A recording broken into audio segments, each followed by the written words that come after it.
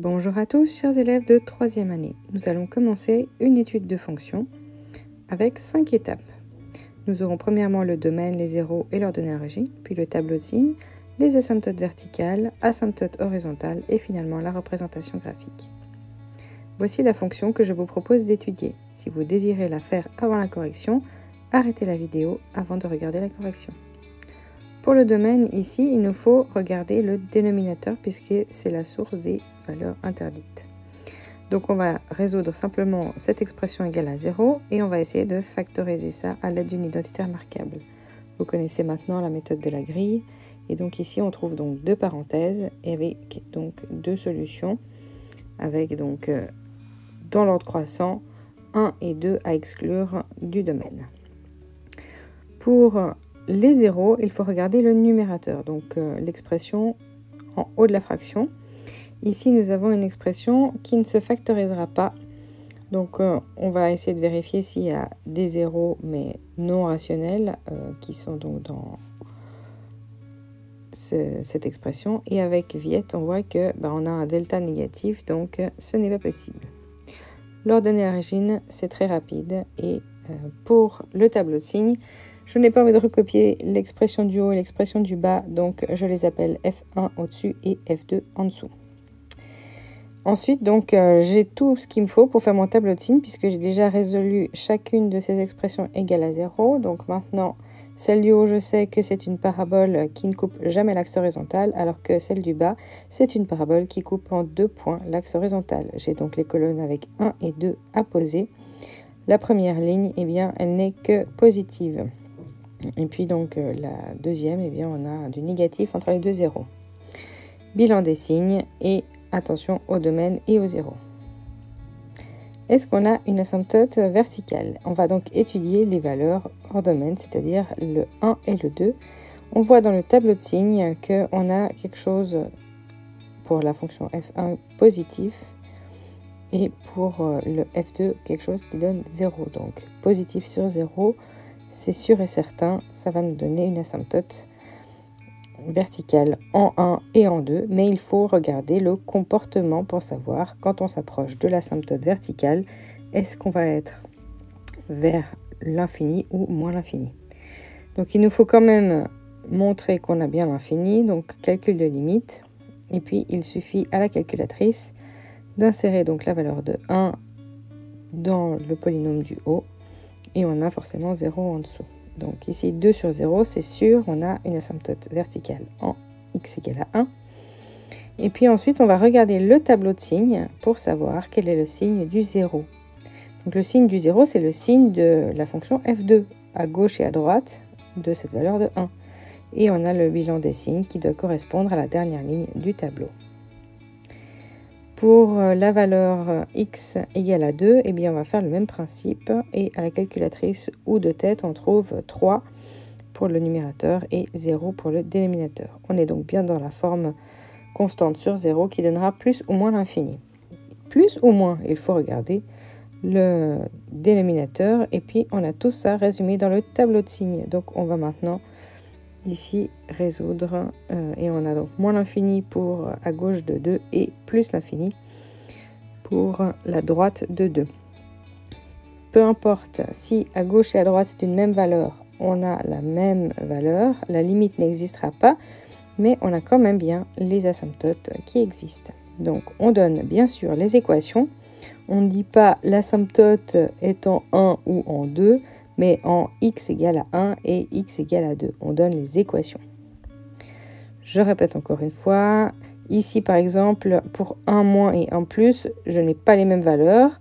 Ça veut dire que la limite n'existe pas, mais l'asymptote, elle, existe. Pour qu'une asymptote existe, il faut que soit à gauche, soit à droite, ça peut être les deux, on trouve plus ou moins l'infini et on n'a pas d'obligation qu'il y ait une égalité. Asymptote horizontale, on va regarder à l'infini. Forcément, on est du type infini sur infini. On a appris un théorème, celui de la plus grande puissance, qui nous permet de simplifier les calculs et aller rapidement à l'essentiel. La plus grande puissance en haut, c'est x carré, en bas, pareil. On simplifie 1, on a donc l'équation qui est donc une droite d égale à 1. N'oubliez pas de noter une équation. pour étudier le comportement de la fonction autour de cette asymptote, on va étudier la différence entre la fonction et l'asymptote. On l'appellera D. Enfin, dans l'alphabet grec, c'est delta. Donc delta, c'est une fonction qu'on va étudier pour savoir si la fonction f se trouve en dessus ou en dessous, ou si elle coupe l'asymptote horizontale. Donc il va falloir ici travailler vos fractions et les tableaux de signes encore une fois avec l'interprétation graphique.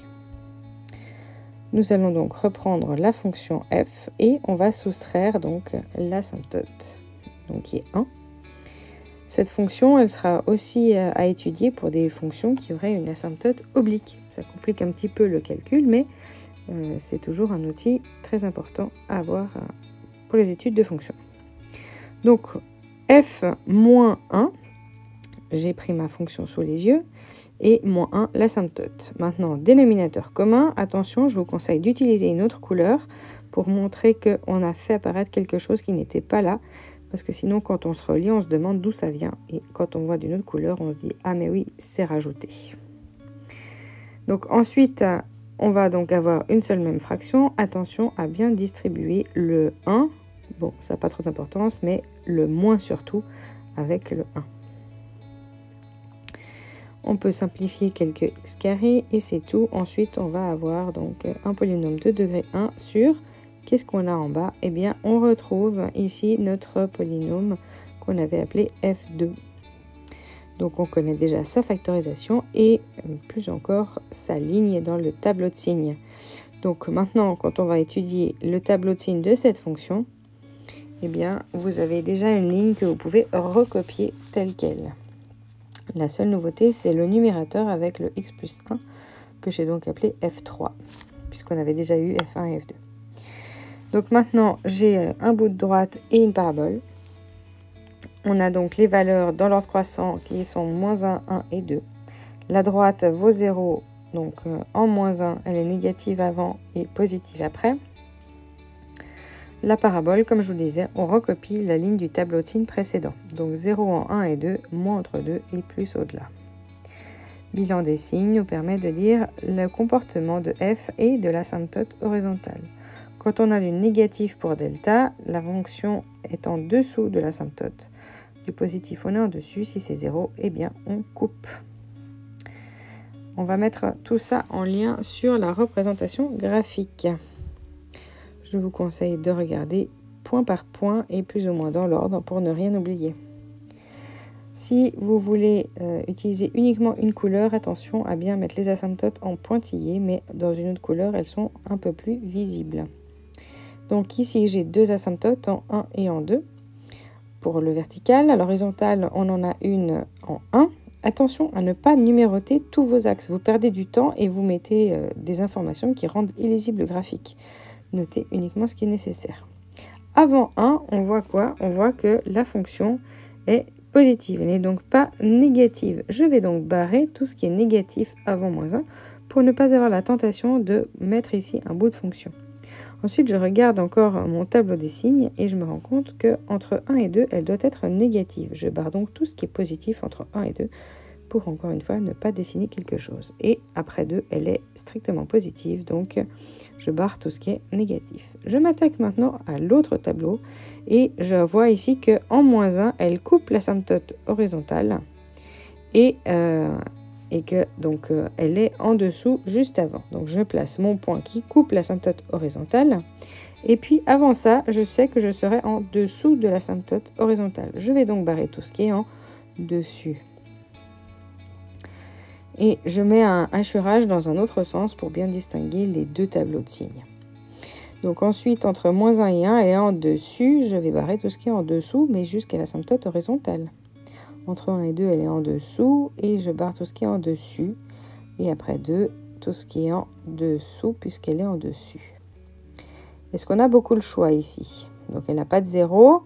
Donc on sait qu'on n'intersecte pas l'asymptote horizontale. On avait encore l'ordonnée à l'origine. Et hop, on suit une asymptote, hop, on suit des asymptotes, mais on n'a plus le droit de la couper. Et puis après, avant cette intersection horizontale, eh bien on continue. N'oubliez pas, il y a un petit bout entre 1 et 2, et on sait qu'il est dans le sens négatif. Vérifions avec GeoGebra. Et bien ici, on remarque que c'est tout juste et on a bien la bonne fonction. N'hésitez pas à travailler d'autres fonctions, à en inventer et prenez GeoGebra pour réviser. Si vous utilisez uniquement la fonction table, vous risquez d'oublier le petit bout qu'il y avait entre 1 et 2, puisque généralement on prend des pas de 1 et entre 1 et 2, il n'y aura aucun pas. Belle révision à tous!